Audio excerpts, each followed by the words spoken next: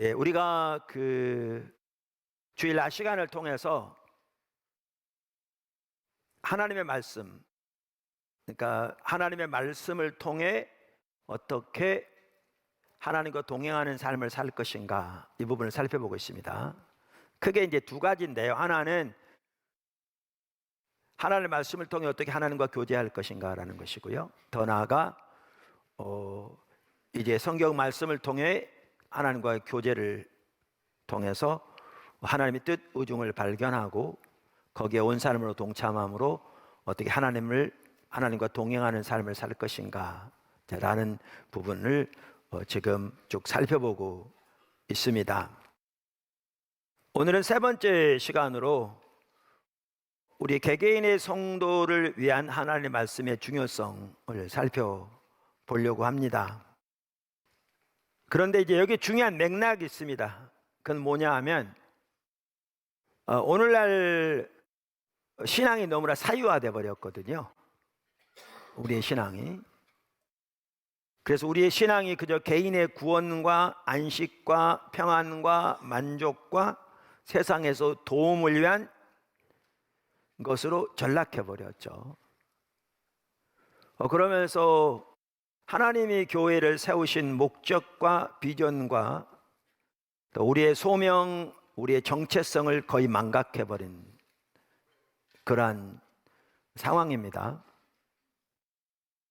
그러니까 그러한 상황이다 보니까 하나님의 말씀을 대하면서도 그러한 사유화된 신앙의 이해를 가지고 자기 만족과 자기 마음의 평안을 위한 성경, 큐티, 말씀 묵상 이렇게 가버린 경우가 너무나 많죠. 그것은 매우 잘못된 것이거든요. 물론 성경이 우리 개인의 그러한 유익이 되는 것은 분명합니다만은 그래서 우리가 지난주에도 살펴봤던 게 하나님께서 세우시는 교회는, 의도하신 교회는 그중 하나가 반문화 대한사회라는 것을 살펴보았습니다. 그러니까 신학적인 용어로 말한다면 그 빛이 숨기우지 못할 산 위의 도시인 거죠. 그래서 반문화 대한사회로서 교회가 철저하게 하나님의 말씀 위에 세워져야 할 것을 살펴보았고요.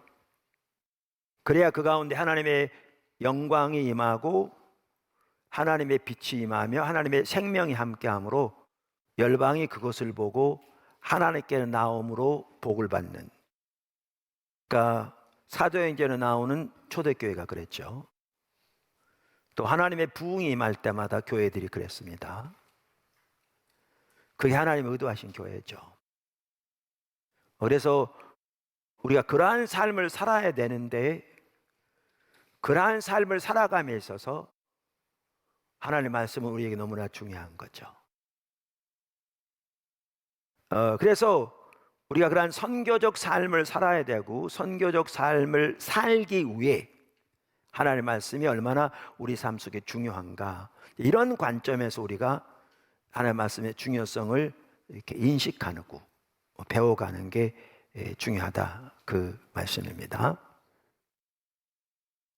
여러 가지가 있겠는데 오늘은 그 중에 몇 가지만 살펴보려고 합니다. 대표적인 첫째, 하나님의 말씀은 성도의 양식입니다.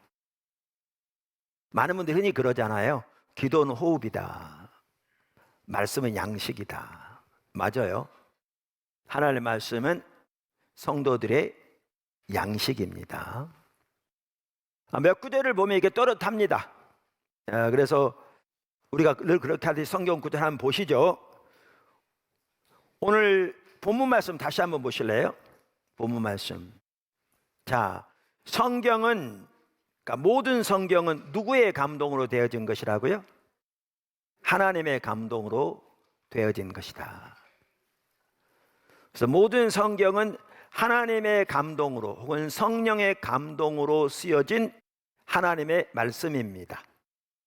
그러면서 여기 아까 읽었던 본문 말씀에 보면 네 가지 면에서 유익하다 그러면서 특별히 네 가지로 요약했는데 어떤 면에서 유익하다고요? 교훈과 책망과 바르게 함과 의로 교육하기에 유익하다. 간단히 설명하면요, 교훈은 하나님의 참된 진리를 사람들에게 가르치는 것을 말하고요, 책망은 잘못된 혹은 거짓 교리로부터 믿음을 방어하는 것을 말하고요, 바르게 함은 잘못하고 있는 사람들을 올바른 길로 바로잡는 것을 말하고, 의로 교육하는 것은 사람들에게 올바른 삶을 살도록 무장시키는 것을 말합니다. 그래서 오늘 본문은 성경은 하나님의 사람으로 온전케 한다. 여기 온전케 한다는 말은 완전하게 만든다는 것이 아니고요, 성숙하게 만든다는 겁니다. 무장시킨다는 겁니다. 세워간다는 겁니다. 하며 모든 선한 일을 행할 능력을 갖추게 한다. 이렇게 말씀하고 있습니다. 자, 그래서 여기 보시면 하나님의 말씀이 이와 같이 우리를 성숙하게 만들고 모든 선한 일을 하도록 우리를 무장시켜주는 역할을 한다. 이렇게 말하고 있는데요. 그래서 이 말씀은 베드로전서 2장 2절과 바로 연결됩니다. 베드로전서 2장 2절 보시죠. 갓난 아기들 같이 순전하고 신령한 젖을 사모하라. 이는 그로 말미암아 너희로 구원에 이르도록 자라게 하려 함이라. 자, 구원에 이르도록 그랬습니다. 근데 이걸 이해하려면 성경에는 구원을 세 가지 시제로 표현하고 있는 것을 우리가 이해해야 합니다. 구원을 받았다, 구원을 받아가고 있다, 구원을 받을 것이다. 구원을 받았다는 말은 예수님을 믿음으로 우리가 우리의 죄를 깨닫고 하나님을 떠난 우리의 삶을 발견하고 우리 위해 십자가에 돌아가신 하나님의 아들 예수 그리스도를 깨닫고 하나님 앞에 회개하고 예수님을 내 삶 속에 구주와 주님으로 모셔드리는 믿음으로, 그걸 통해서 구원받는 거죠. 그걸 말하고요, 받아가고 있는 것은 이제 자라나고 있는 걸 말하는 겁니다. 성화의 과정. 그리고 구원을 받을 것이다, 이 말은 주님이 다시 오실 때 우리의 구원이 완성되는 그날을 말합니다. 그래서 그날은 우리가 부활의 몸으로 부활하게 될 것이고요, 새하늘과 새 땅에서 영원히 주님과 함께 살게 되는 그 구원의 완성을 말합니다. 그래서 여기에 베드로전서 2장 2절에 보면 뭐라고 그러냐면, 이는, 지금 신령한 젖을 말하죠, 이는 너희로 구원에 이르도록, 이 말은 구원의 완성에 이르도록 자라게 한다, 이렇게 말하고 있습니다. 자라게 한다. 그러면 여기에 말한 신령한 젖이 뭐냐는 거죠. 신령한 젖이 뭐냐, 여기에 신령한 젖이 뭔가를 우리가 볼 수 있는 구절이 동일한 베드로전서 바로 앞장을 보면 알 수 있습니다. 1장 23절. 너희가 거듭난 것은 썩어질 씨로 된 것이 아니요 썩지 아니한 씨로 된 것이니 살아있고 항상 있는 하나님의 말씀으로 되었느니라. 그래서 25절. 오직 주의 말씀은 세세토록 있어도 하였으니 너희에게 전한 복음이 곧 이 말씀이니라. 이 두 구절을 연결해 보면 여기에 신령한 젖이 말씀을 의미한 걸 볼 수 있습니다. 그러면 이 구절을 보면 말씀이 우리를 구원의 완성의 날에까지 이르도록 자라게 하는 것임을 볼 수 있습니다. 할렐루야. 그럼 왜 이것을 신령한 젖이라고 말했느냐? 이건 육신적인 것과 비유한 거죠. 우리가 조금 아까 오늘 교회 처음 나온 아이 축복해 주었는데요, 너무 귀하죠. 하나님 이 땅에 아이를 보내신 것이 엄마 젖 먹고 자라나잖아요. 그러니까 뭐냐 하면 아이가 엄마의 젖을 먹고 자라듯이 이 구절은 베드로서 1장과 이렇게 서로 연결해 보면 우리가 하나님의 말씀, 그래서 영적인 저지라고 표현하고 있잖아요. 신령한 저지란 말이 영적인 저지란 말이거든요. 하나님의 말씀으로 구원의 나라까지 이르도록 자라야 할 것을 말하고 있는 거죠. 근데 여러분 한번 생각해 보세요. 아이가 태어나서 자라고 있는데 5년이 되고 10년이 돼도 안 자라. 계속 누워서 엄마가 똥기저귀 갈아줘야 돼. 스스로 밥도 못 먹어. 20년이 됐는데도 그래요. 그럼 어떻게 되겠어요? 그건 심각한 거죠. 이건 병원을 찾아가도 뭐 한두 군데 찾아갈 게 아니라 이건 세계 과학자들이 몰려서 연구대상감일 거고, 부모가 아니 자녀가 그렇다면 부모는 진짜 얼마나 밤낮으로 눈물 흘리면서 그냥 눈물 코 쏟으면서 기도해야 될 것이고 도와달라고. 근데 오늘 성경은 여기에 신령한 저지라고 표현한 게 자라나야 될 성도들의 모습을 비유로 들으면서 한 거거든요. 여기에 보면. 근데 예수 믿는 우리들이 예수 믿은 지 5년이 되고 10년이 되고 20년이 됐는데 아직까지 영적인 어린아이로 남아있다면 그거 어떻게 되겠어요? 너무너무 심각한 거죠.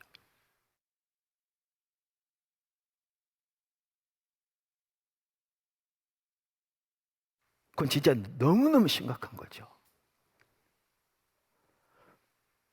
그런데 오늘날 적지 않은 성도들이 그런 상태에 있거든요. 근데 위기의식도 없고 잘못됐다는 인식조차도 없고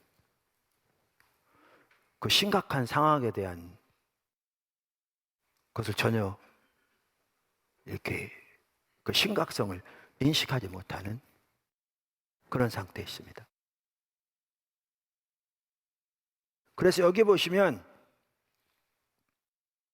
신령한 젖, 지금 말씀을 말한다니까요.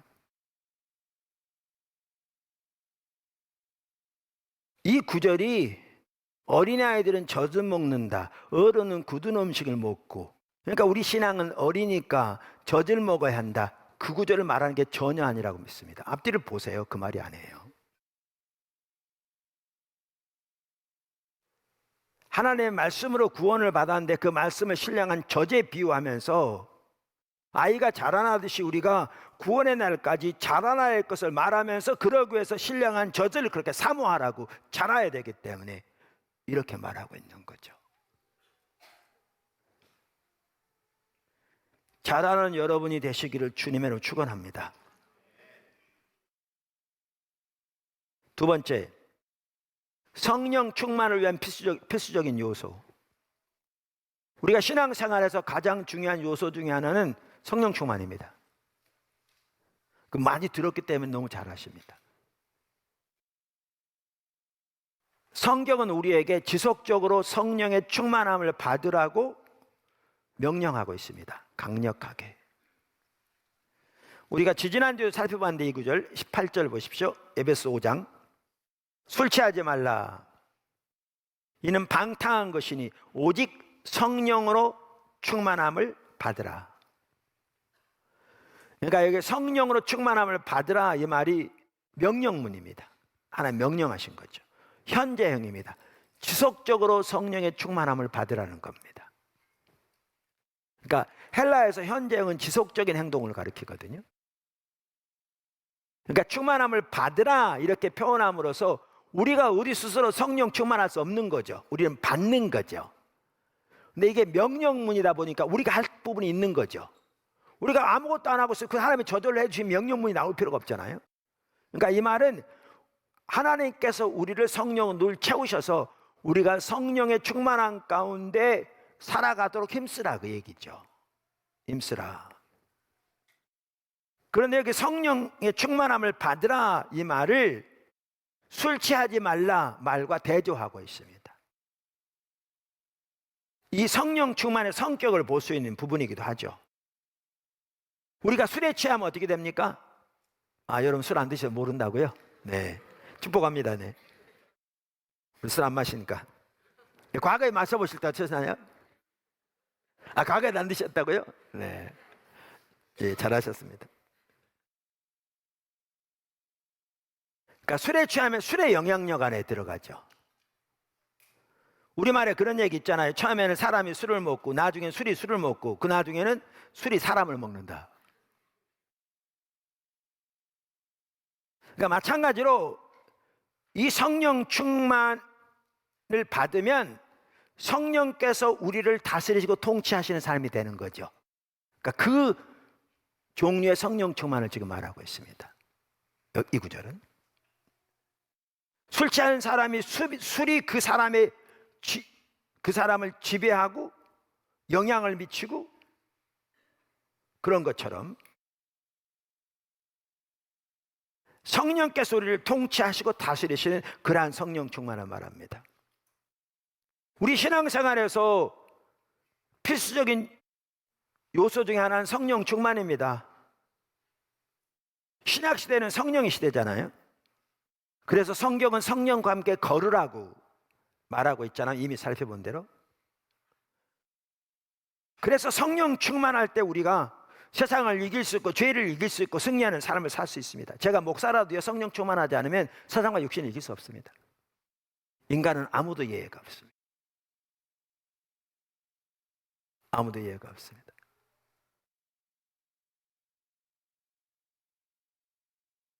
우리가 성령 충만해야 승리하는 삶을 살 수 있습니다. 이 시대에 우리 주변 문화에는 정말 반기독교적이고 이교적인 사조와 가치관이 팽배합니다. 이 상황에서 하나님의 백성들이 그 거짓 가운데 그 악한 모든 괴계를 이기고 승리하는 삶을 살려면 반드시 말씀으로 무장돼야 합니다. 요한일서 1장 아까 2장 14절에 그 말씀 그대로입니다. 프랭클린 그 그레이엄 목사님이라고 아시죠? 빌리 그레이엄 목사님 아들입니다. 그 어떤 분이 저에게 미주 크리스천 그 신문 하나를 매번 보여줍니다. 그 종이로 말고 파일로. 미국의 리버티 유니버시티라고 우리 미남침미교단 대학이거든요. 거기에서 프랭클린 목사님이 졸업식에 강사로 섰더라고요. 얼마 전에. 그냥 기사가 며칠 전에 나온 얘기거든요. 그러면서 이렇게 말했더라고요. 거기에서 그 프랭클린 목사님이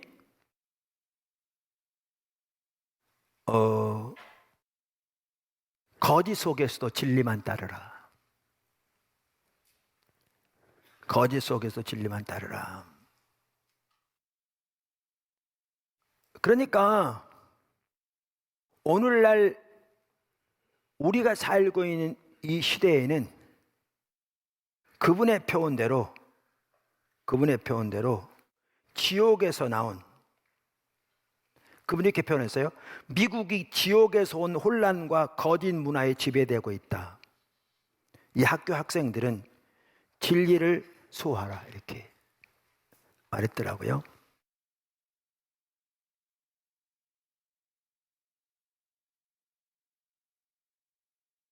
여러분, 우리가 반기독교적이고 이교적인 세상 사조들로 가득한 이 문화 속에서 하나님의 백성을 살아가려면, 아까 에베소서 4장의 말씀 기억하시나요?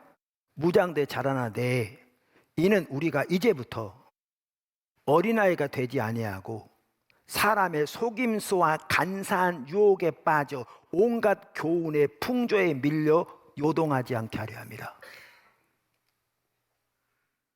그러려면 하나님의 말씀으로 무장되되 철저하게 성경적인 세계관으로 무장돼야 합니다. 아까 그 동일한 신문에 보니까 코로나를 지나면서 미국 교회만 하더라도요, 세계관적인 면에서 혼합주의 신앙이 매우 팽배하게 덮어졌답니다. 교회 내 진리를 버리고. 진리를 버리고. 저는 이 설교를 준비하면서 하나님께서 우리에게 샘물결 대학도 빨리 세워주시면 좋겠다, 이런 기도가 나왔습니다. 여러분 기도해 주십시오. 샘물결 대학이 세워지면 철저하게 십자가 복음의 토대 위에 세워져서 학생들이 십자가 복음의 삶을 통해 하나님께 친밀한 교제 가운데 자라나고 성경적인 세계관을 무장해서 그들을 세우시고 부르시는 각 영역을 성경의 진리에 토대한, 그래서 전문적인 지식을 가지고 문화로 구속하는 자리에까지 자라는, 그래서 세상에 하나님의 샬롬과 평강을 가져오는 사람들로 그들을 무장하고 세상으로 내보낼 그런 대학이 속히 세워졌으면 좋겠더라고요. 말씀이요, 영적 전쟁의 무기인데 그것이 예수님의 삶에서 볼 수 있는 것처럼 우리가 하나님과 동행하는 삶을 사는데 필수적인, 그러나 예수님 가셨던 자세가 같이 가는 뿐만 아니라 이 말씀으로 무장되어야 어린아이와 같이 되지 아니하고 사람의 풍조에 의해서 마치 파도처럼 휩쓸리는 것이 되지 아니하고 악한 자를 이길 뿐만 아니라 이것이 단순히 이단에 대한 문제만이 아니고 이 세상 정말 심각한 이 세속적인 사조로 무장된 이 문화 가운데서 선교적 삶을 사는데 필수입니다. 필수입니다. 그래서 어른도 그렇게 무장돼야 합니다. 네 번째, 하나님은 성경을 통해서 가장 많이 말씀하십니다. 즉 하나님 자신과 목적과 길을 보이십니다. 이 부분은 앞으로 살펴보니까 넘어가겠습니다. 다섯 번째 마지막으로, 하나님의 말씀은 우리 영혼의 거울입니다. 하나님의 말씀 우리 영혼의 거울입니다. 율법의 목적 중 하나는 우리의 죄를 드러내기 위한 것입니다.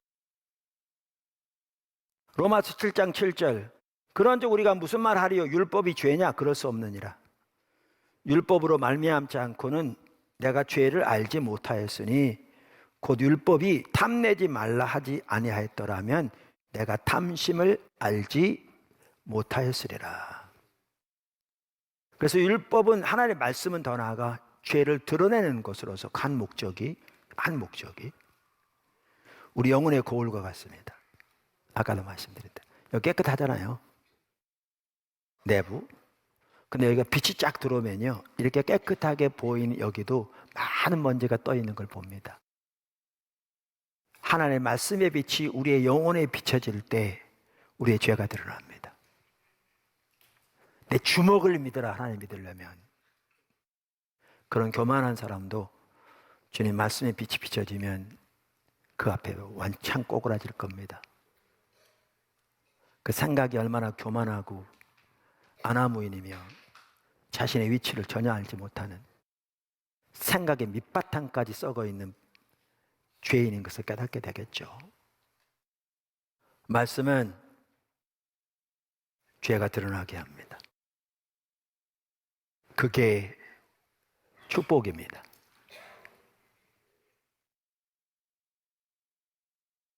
여러분들이 하나님을 더 알기를 간절히 추구하고 열망하고 그러면서 말씀을 대함으로 하나님을 떠난 여러분의 모습이 적나라하게 반복적으로 보여지기를 예수님을 축복합니다. 그게 복입니다. 그게 안 되는 게 어떻게 보면 화합니다. 로마서 1장에 하나님의 진노가 불의로 진리를 거스르는 자들에게 임한다고 말하면서 현재형이거든요. 지금 현재 임한 하나님의 진노예요. 진노가 뭔지 아세요? 내어버려두사.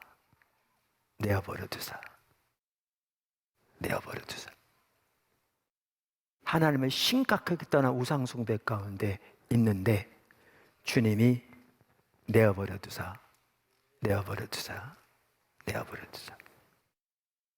축복은 깨닫게 하시는 거고요. 하나님 말씀의 중요성을 살펴보았는데 우리 개개인이 주님과 동행하면서 하나님 말씀이 얼마나 중요한가, 필수가 핵심인가. 당연히 말씀과 기도, 말씀과 성령 다 같이 갑니다. 그러면서 오늘 5가지를 살펴봤습니다. 말씀은 성도들의 양식이다. 그날에 이르도록, 또 주님의 장성한 분량에 충만한 데까지 이르도록 자라게 하는 양식이다. 말씀은 성령 충만의 필수적 요소다. 말씀은 영적 전쟁의 무기다. 그럼 이 시대가 참 얼마나 심각하게 영적 전쟁에 전쟁터에 있는가, 오늘날 문학 가운데서. 그러면서 얼마나 말씀으로, 특별히 성경적인 세계관으로 무장돼야 하는가 잠깐 언급했습니다. 하나님은 성경을 통해서 가장 많이 우리에게 하나님 뜻을 보이시고요, 말씀하시고, 하나님의 말씀 우리 영혼의 거울입니다.